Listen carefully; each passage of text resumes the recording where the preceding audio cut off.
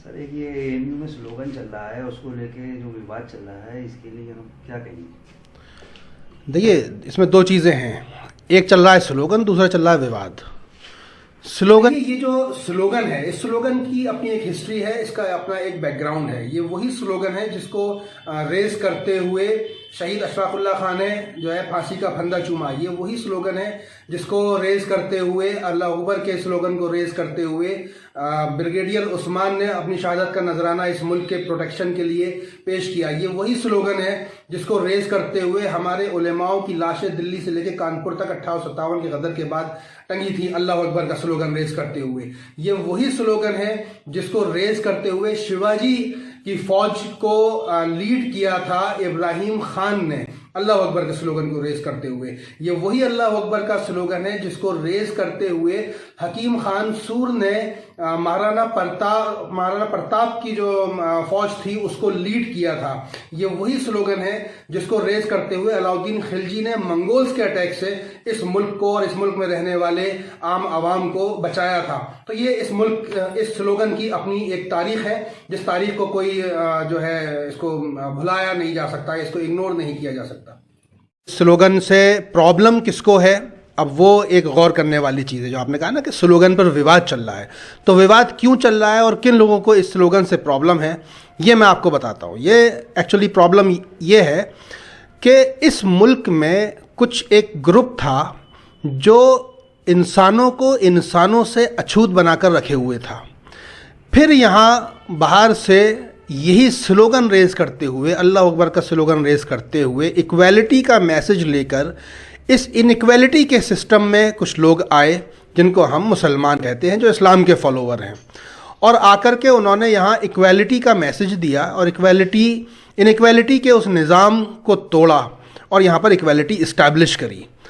आज वो लोग जिनके हाथ से वो सत्ता चली गई, जो जहनी तौर पर इंसानों को ग़ुलाम बनाकर उन्होंने हासिल कर रखी थी, आज उन्हीं को इस स्लोगन से प्रॉब्लम है, जिस स्लोगन को रेस करते हुए इतने सारे लोगों ने इस ज़मीन के लिए, इस मुल्क के लिए अपनी जान निछावर करी है। क्योंकि उन लोगों को ये चीज़ हज़म नहीं होती कि ये इक्वालिटी का सिस्टम कैसे इम्प्लीमेंट हो गया। जो लोग इनइक्वालिटी में बिलीव करते हैं, जो लोग इंसानों को इंसानों से अछूत बनाने की राजनीति करते हैं, the high cast Hindu politicians, तो उन्हीं को ये प्रॉब्लम है, उन्हीं का खड़ा करा हुआ विवाद है और बिल्कुल बेसलेस विवाद है ये। जिस तरह से देखा गया है, एएमयू ने उन लड़कों को अगेंस्ट एक्शन लिया है जी, तो उसके लिए क्या? देखिए, यूनिवर्सिटी एडमिनिस्ट्रेशन को हम अक्सर देखते आए हैं कि जो गवर्नमेंट होती है तो हमेशा इस्टेब्लिशमेंट के हिसाब से एडमिनिस्ट्रेशन चलता है। उसकी अपनी कुछ मजबूरियां भी होती हैं, कुछ अपना मुनाफिकाना रवैया भी होता है, बहुत सारी चीज़ें होती हैं।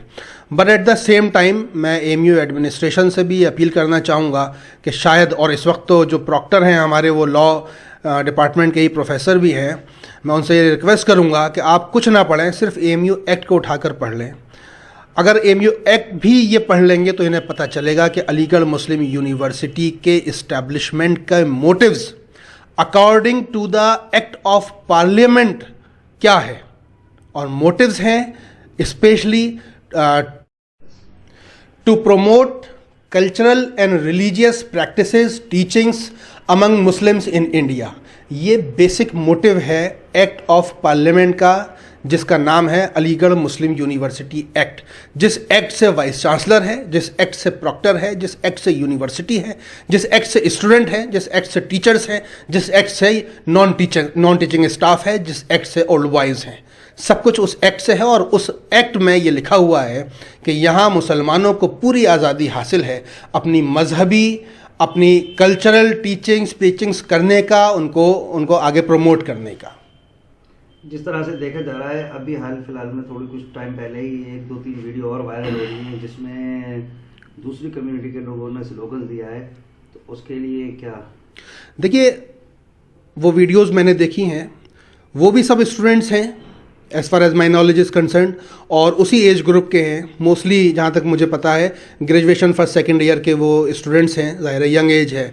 तो यहाँ ये गौर करने वाली बात है कि ये यंग एज के ये बच्चे और एनसीसी के बच्चे, एनसीसी में भाई, एनसीसी एक तालिब इल्म के लिए एक फ़र्स्ट स्टेज होती है जो नेशनलिज्म की स्पिरिट बच्चों के अंदर पैदा करती है। और यही बच्चे फिर आगे पुलिस फोर्स में, आर्मी में जाने के ख्वाब बुनते हैं और बहुत सारे लोग जाते भी हैं।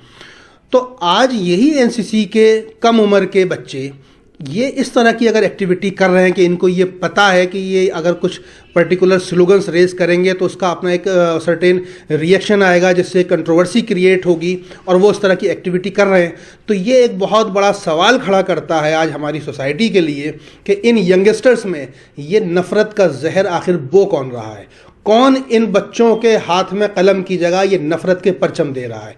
ये एक मैं कहूँगा कि इन्वेस्टिगेशन का पार्ट है।